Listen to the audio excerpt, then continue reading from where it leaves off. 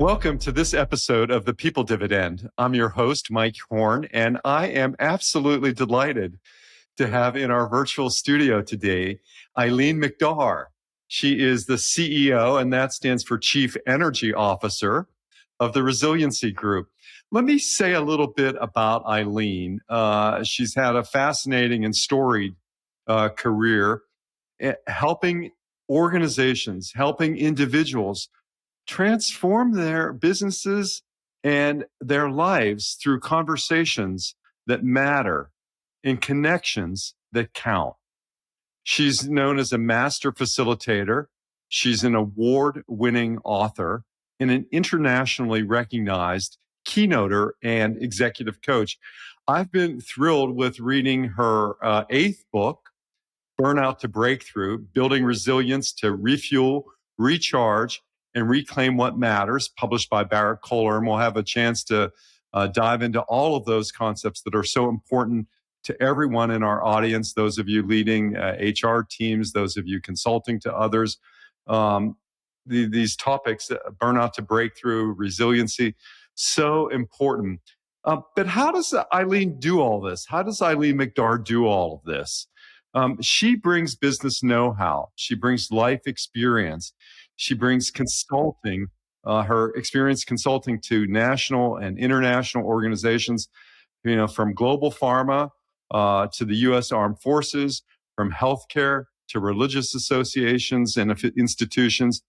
And what you'll discover, as I've discovered with Eileen, is that she's provocative, she's playful, and she's even hilarious. For the past 4 years, Global Gurus International, this is a British-based provider for all of our knowledge. For the past 4 years, Global Gurus International has ranked her as one of the world's top 30 communications professionals, following a global survey of 22,000 business professionals. And, it's not only impressive that Global Gurus has recognized her, but they've ranked her in the top 5 for the last several years. And that's quite an achievement. I encourage you to, after you're through listening to the podcast, take a look at the show notes. You're going to find a lot more about Eileen, and I'm going to spell her surname for you. McDargh. It's Eileen McDargh, but go to her website at theresiliencygroup.com, learn more about her. And it's just such a delight for me to welcome you, Eileen, to the People Dividend podcast. Tell our audience a little bit about yourself. Well, you just said everything. There's nothing left. My mom likes me. I have a twin brother which is why I tease I'm so short. Half of me as a professor at Boston College. So you did an absolutely beautiful job. I think for me, I have 8 books. And my first book, Mike, was how I met a mutual colleague, Bev Kay. It was called Work for a Living and Still Be Free to Live.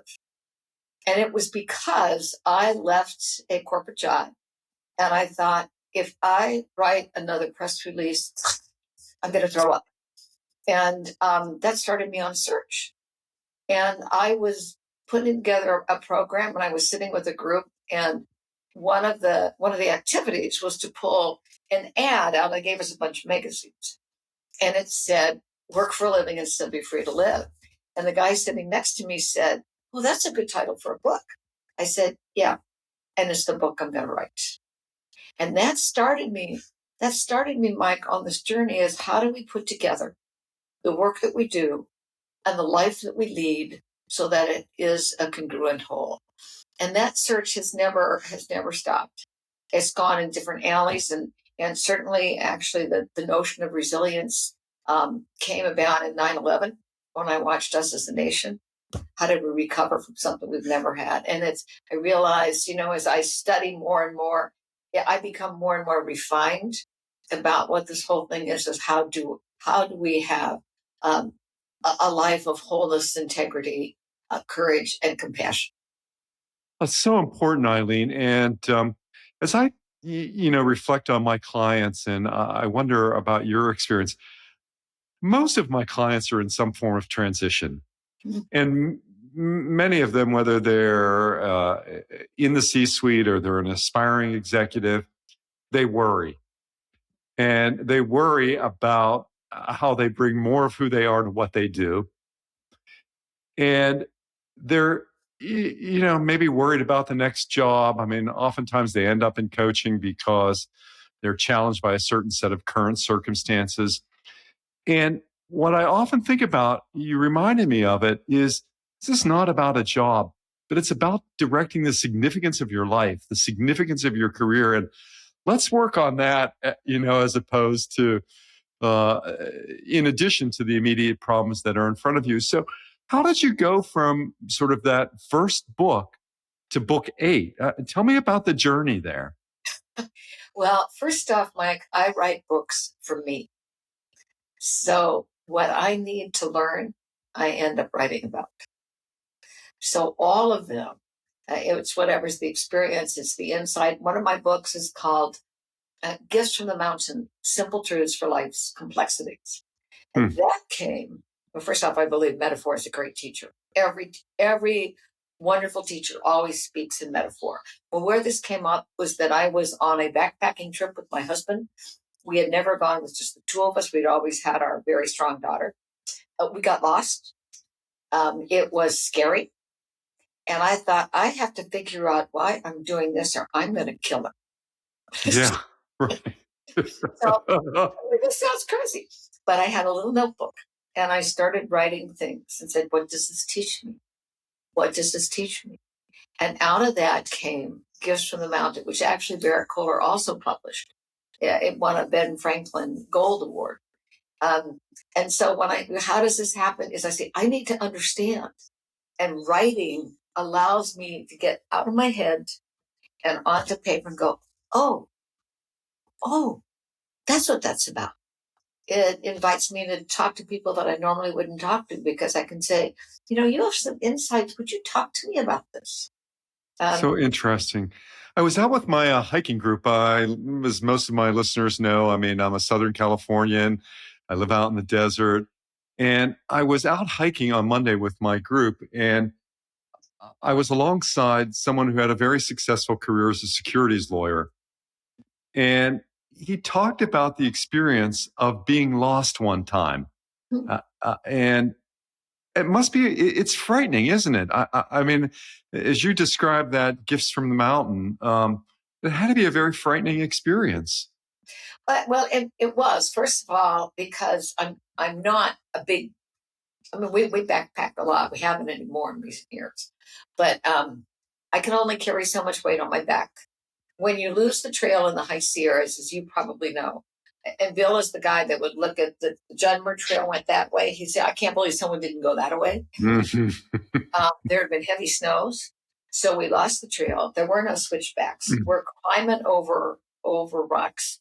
And I just said, what, why? And it was frightening. And we ran out of water. Oh my goodness. Which is very terrifying. Right. And I can still remember there was an ice lake and we're walking single file, tramping in the snow, leaning into the mountain. And Bill's behind me with a big backpack. And I could just see if something happens and he goes into that, like, I can't get him out. Furthermore, I don't know where I am. This was before the age of cell phones. Right. You didn't know. And he was very creative. I said, ditch the pack. He wouldn't do it. He took it off, tied a rope to it, and dragged it behind him. But we helped each other. He helped me. There was an ice ledge that I had to go under. He went under first, and he's got longer legs than I do. So I was trying to get to the next rock. And just as he pulled me underneath the ledge, we heard this. There was a fissure. That ice ledge had gone, we'd be gone. The reason I'm saying all this is that there are always lessons in these things. And if you make it through some of the hard times, you go, there's a reason I'm here. I'm not done yet. Eileen, it's so fascinating to me, and I'm almost hesitant, and yet I'm so curious, and I think our listeners will be. I heard you say that most of your books come out of some experience. So where does burnout to breakthrough originate? Well, first off, burnout. When I wrote my book, Work for a Living and Still Be Free to Live, very few books have been written on this topic. And in fact, the term burnout came up in the late 1970s and nobody ever used it. Right. So I've always kind of been ahead of my time. And it's what I wanted to learn is how can you work for a living and still be free to live? The new book, Burnout to Breakthrough, is because while we'd like to think we understand this, burnout has become, it's not just a little flame, it is this huge conflagration. And more people are experiencing this. And it's the rate and the pace of change of what's being required of us. And that I think we have forgotten self-care. And we have forgotten how to care for others. Well, let's break this down a little bit. What is burnout? What does that mean to you?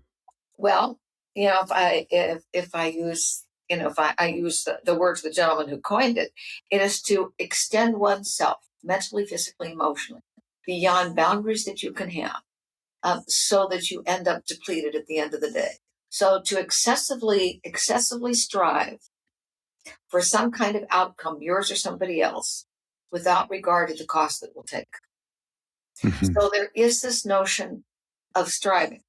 But it also doesn't mean, put your nose to the grindstone this way. You can also burn out doing stuff that you hate, nothing that brings joy to your heart. And so it's not just exhaustion, but what is it how do I get joy? And that's why, and you look in that last book, I define resiliency as energy management. Where do we have the mental, emotional, physical hardiness to keep on? And what is energy at the most basic level is the ability to do work. So resiliency isn't just important for individuals, it's important for organizations as well, right? I mean, how do you reconcile all of that? How do you come to terms with that? Well, first, I think you have to do it one person at a time. You can't just step back and say how. But it also means a willingness to explore what is. If you remember do you remember the old Johari window? Oh, sure. Joe Ingram, Harry Luft. Yes, I knew them, actually. Son of a gun. Well, William Harris and what were their two names? Was the name? Two guys who put their names together. Anyway, the first... Joe Luft and Harry Ingram. That's it, Harry Ingram. So the first block was called Common Knowledge and the things that you and I know. If we stay, I'm not going to escape from the field of communication. If we stay in what we already know and don't explore other fields, we have a risk of being irrelevant. We have a risk as an organization of saying, oh, who do we need to talk to that knows stuff that we don't know? And because we also have the blind spot. Remember the blind spot? Things people that I don't see. We also have the field of which, where are things that I know that I need to tell other people? And this is where, when I've used the Johari window, that very last one, I broke the window. And I said, it's the future. Are things, and we only get there if I say, what do we know? What do you know that I don't know? And what do I need to share with you that you need to know about me? And so what's interesting, Mike, and I'm sure you've experienced this too, you can go into an organization or you can talk to a team and you find there's one person in there who says, these are all dumb kind of things, but nobody ever asked me what I think, so I just keep my mouth shut and I'm retiring in 2 years, so goodbye. That actually happened in a steel company I was with. This guy sitting up with that hard hat, and you're watching the steel come down, and he pointed to a big building. He said, oh, all the executives sit over there. They've never once bothered to come over here and ask me what I know. He said, I know things, but they won't ask. That's a way of being irrelevant. And so that's also a way of depleting energy. They've depleted their energy for the organization. And for this guy, he feels unwanted, unheard. I'm out of there. He doesn't have a lot of energy for it anymore. And unfortunately, that's an experience that too many have. And it requires someone, an executive, a manager in an organization, really to get out of their chair and find out something about what's happening and what goes on. I remember one executive that I supported, a portion of a big global organization. Let's say the organization had 90,000 people. He managed about 12,000 or had responsibility for about 12,000. And people would often say, well, let's conduct a survey about this. Let's find out how people are feeling about this. And his response was always, well, why don't you just get out of your chair and ask the people? And, we can also do a survey, but let's help figure things out. So why is this topic of breakthrough and resiliency? Many in our audience are human resources people and culture leaders. Why is it an important topic for them? Well, number one, you cannot give what you ain't got. So for your own personal well-being, it's kind of like the manager that says, oh, you guys can go take a vacation, but never leaves. The manager that won't take time out. And so people are afraid to say, I need some personal time off. In fact, this is interesting, Mike, today, and I didn't get to read the whole article because I was running, Fred was going to be late for our appointment, is that there are managers now who are not allowing people to have personal time off. No, you have to stay at work. You have to stay at work. There's a reason why this is coming up. And the other thing, I think that our technology is a wonderful, terrible thing. We are on all the time. And that requires energy and it can deplete you. So when you and I work with organizations, when we work with individuals, one of the things we might begin in small groups, because I think you always start small, you don't go macro, you go micro, is what are the things right now that you are doing that sap your strength, that give you no joy? You might have to do it short term, but what are they? Let's talk about what ideas do you have for Sam over here? If we're going to do a virtual meeting, which many groups do, let's talk to each other. It's not just me giving you stuff. It's how do we talk to each other? And so this notion of discovering where does that energy go to? And you and I were both also talking that energy demands shift as we shift, as our knowledge shifts, as our age shifts. It's interesting. I think about probably two colleagues that we have in common, Fred Miller and Judith Katz. And Fred and Judith talk about, perhaps the best and the oldest technology for inclusion is to say hello to someone. And I was thinking about this as you were describing, the tone of too many meetings, which is, seeing people as an element of production. Just starting in with a dive as opposed to saying hello, and what that 10 seconds can gain for you. Whenever I have done team groups and they've said, who do we want to be when we grow up? And I interview, let's pretend we have 15. I interview all of them, ask them the same series of questions, including the head guy or gal. And but before we ever start, I create a position paper for each one of those things. And so if somebody says the thing that's really wrong with this organization is we have pasta every lunch, we're not going to talk about pasta at lunch. I will distill everything that they said, create a third party, it's a paragraph. But before we talk about that, Mike, we discover who sits around this table. Mm-hmm. And I have them do very human things. I remember one group, one of the things I asked them, I said, tell me, what is your favorite song? I want a picture of you as a teen or a toddler. And number 3, if you could be anything in the world, what would you be? And throughout the course of these 2 days, I used those 3 things. And I started with the music, and all of a sudden they'd say, whose music is that? Who do you think? Well, they're looking around the table. It turned out, in this case, it was Inagata Davida, which was a head song from the 60s. It was the only attorney in the group. And they're going, oh my gosh, you like that song? Yeah, I do. It gave them another picture of this person who was black and white attorney, looked like that. And throughout the course of that time, there would be things in which we discovered, and they discovered more about each other.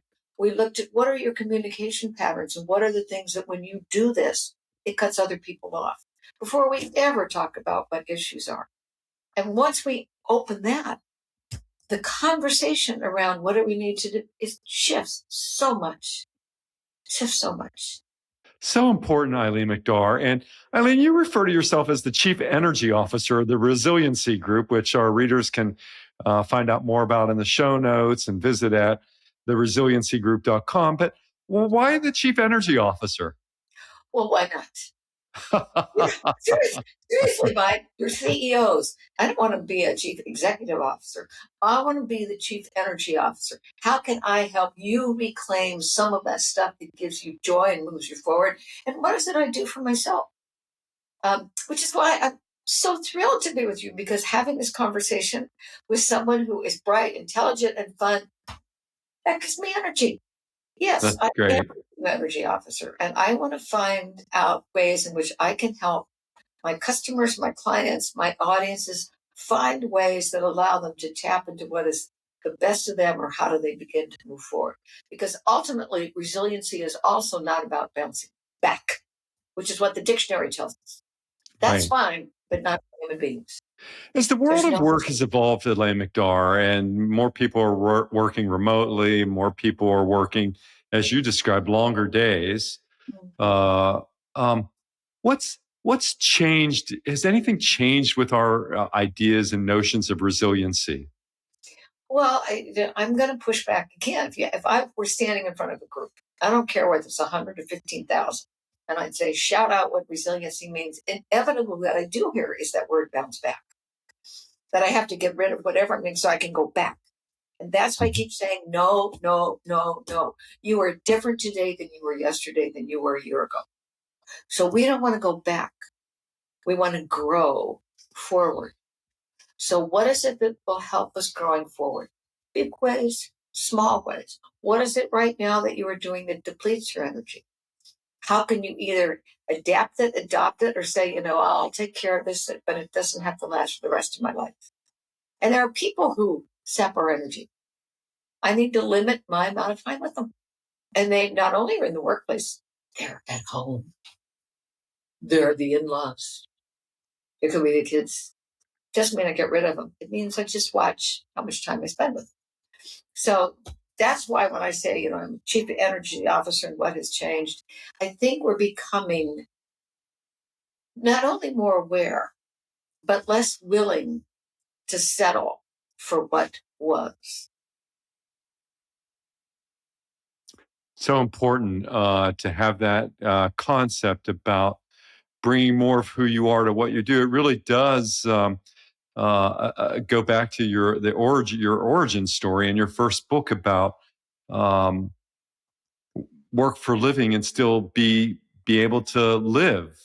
Um, and I find that so many, it seems that, in the social media feeds that I see, people talk about the 3-day work week, the 4-day work week.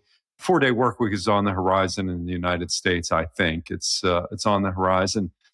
But what about this idea of fulfillment and less work? And how are you thinking about that, or what are you hearing in the marketplace? The best source of what I'm feeling is me. So it's the notion of, and it will shift. And one of the words that I like to use, and it goes back to Simon Sinek, the whole notion of purpose. We're hearing that more and more and more and more. What is your purpose? Why are you here?